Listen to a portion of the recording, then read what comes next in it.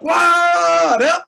Welcome to another Be Real with D Real, where edutainment is what I do. And you know what I'm saying? Hey, you can hate all you want, but it don't change the fact that we went up in them like venom.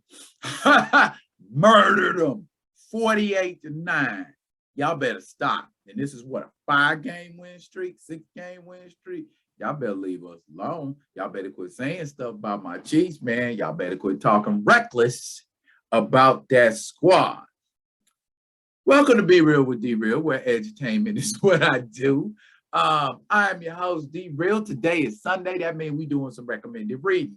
Allow me to take y'all on a journey with some extended recommended reading. We're going to talk about some recommended reading from yesterday and some recommended reading from today. All right, before I get into it, I'm going to do the usual.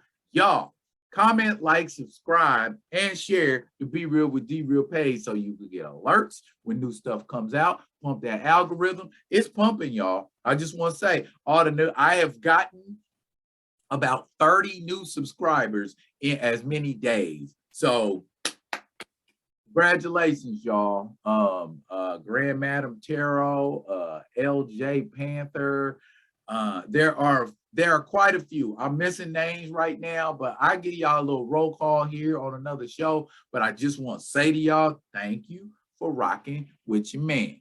All right, on to recommended reading. We're going to start with the new stuff. Okay, understand what recommended reading is. Recommended reading is just some comics that I recommend you read, that I recommend you look at. You don't have to if you don't want to, but in my almost 50-something years of collecting comic books, I think I know a little teeny bit something about what y'all should and shouldn't be reading. And just don't question it. Just trust it. This ain't one of them things you question. I'm going to get to it. Okay. Black Panther #1. This the newest. This the latest. This the greatest. Love that Alex Ross cover. Alex Ross is about expression and faces. His poses are like real life poses, so it's kind of hard for people to do the stuff that T'Challa can do in comics. Basically, variants. I got the Scotty Young cover too. Hey, if there's a Marcus Williams cover out there, y'all let me know. I will get it. John Romita Jr. cover. Anywho, it's same comic, just variant covers. Black Panther gets a call from some sleeper agents, Wakandan sleeper agents. One of them's been killed and something's been discovered. Also, Black Panther is installing a parliament in Wakanda in this comic book. Me personally, I don't think that's gonna last. Because T'Challa gonna get tired of answering to people. And it's a whole empire. Okay, and then there's blowback about his leadership in the Avengers. Why does it always have to be this kind of stuff going on when it's a Black character? Did anybody question Captain America's leadership of the Avengers? Did anybody question Tony Stark's leadership of the Avengers? Hell, did nobody question Monica Rambeau's leadership of the Avengers? I don't know, but it's a good read. I suggest that y'all pick it up and read it because it's only issue #1. And so we getting off, this parliamentary thing, these secret assassins. I would love for the person behind this to be a Chiba. I haven't seen a Chiba in a while, and I really like that guy. Anywho, Avengers #50. Currently, this is the only cover that I own, but it's wrapping up the World War She-Hulk storyline, which, when we last left it, she was underwater giving Namor the business. There is also a new multiversal Masters of Evil. That sounds interesting. So it sounds like the villains are stepping up their game much in the same way the heroes have stepped up their game. Now, that's what's going on the Marvel side. On the DC side, I did a video last week telling y'all to put some respect on Black Manta's name, and this is why. Black Manta he's introduced in these stories, in this run. My man Chuck Brown's doing the writing. Chuck Brown, that should be all I need to say. Anywho, he's doing the writing chores, and Black Manta ain't just like a member of the Legion of Doom or the Injustice Society or one of those also ran villains. He's also got his own little group, his own little cartel. And, I like the fact that he finds, low-level villains and eliminates their leader, and any of the members of that group that are Black people, he tells them, hey, y'all can come join me because I'm getting ready to take over Atlantis, and then we are going to have a place we can call our own. Bruh. We are seeing different facets of Black Manta in this series. It's a 6-issue limited series. I suggest you pick it up. That is issue 1. That is issue 2. And this is issue number 3. That is where they're at this point so far with the Black Manta series. It's actually a pretty good series. He's kind of on the cusp of being great. So pick that up, check it out, help Manta become great. Now, for my throwbacks, a couple of my throwbacks I want to hit y'all with is just a shout out and a salute to my man, George Perez. George Perez announced last week that basically he's dying of pancreatic cancer, and rather than go through radiation treatment or chemotherapy, he just wants to spend the days he has left with his family. Noble. Formative years, man, were spent reading George Perez comics. And these are some of the George Perez comics that I would recommend that y'all read on the Marvel side. And most of them are Avengers, because that Avengers run to me was everything. All right. But surprise, George Perez, Fantastic Four number 85. This was the issue before the Salem 7 were introduced.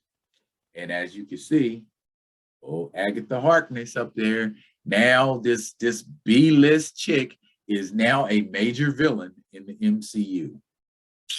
Go figure. But this is a pretty good read, though. Fantastic Four kind of like in a transitional phase. They're on the verge of getting ready to get more powerful, but they ain't quite there yet. It's a good read. It's magic, something that the Fantastic Four doesn't usually delve into a lot of. It's a good read, though. George Perez art. So he's cramming stuff in there, cramming it. Speaking of cramming, I know that y'all recognize this cover because they had a Trapper Keeper with this on the cover. This is Avengers number 141. This is the first Avengers work by George Perez. So when George Perez passes, look to see this comic right here fetching a very, very, very, very, very pretty penny. This is the first issue where the Avengers faced the Squadron Supreme. I know it says Squadron Sinister, but it was actually the Squadron Supreme. They are an other Earth super team, which is a Justice League knockoff. It's a good read, and it starts a story arc that runs through about 4 or 5 issues. Beautiful art like this all the way through. Another George Perez favorite of mine. He was real heavy on Ultron.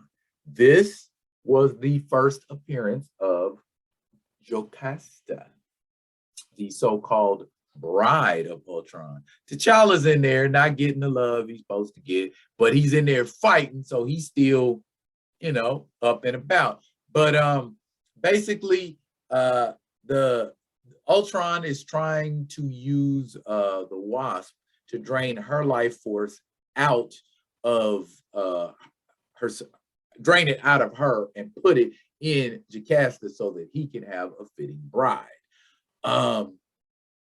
Classic Oedipal complex. He wants to murder his father. He wants to marry his mother. Go figure. Wonder Man having strength, not strength, but confidence issues. And they examine that throughout the Perez run. And I like that, you know, even though he can punch Thor out, he still got issues with fighting folks and potentially thinking he's going to die. That being said, this story right here, this is part 3 of a 3-story run. Count Nefaria, one of the Avengers' oldest villains, all the way back in issue 13, they dealt with him. My man has the combined powers of the villainous Power Man, the Living Laser, and Whirlwind to the nth degree, to the point where he's basically Count Superman, and the Avengers are getting mocked. He drops a building on top of them, takes direct shots from Thor's hammer. Eventually, they take a very, very unorthodox way to knock him unconscious. Wonder Man is a part of that. Wonder Man fighting with Captain America's shield. Gonna come back to that in a second.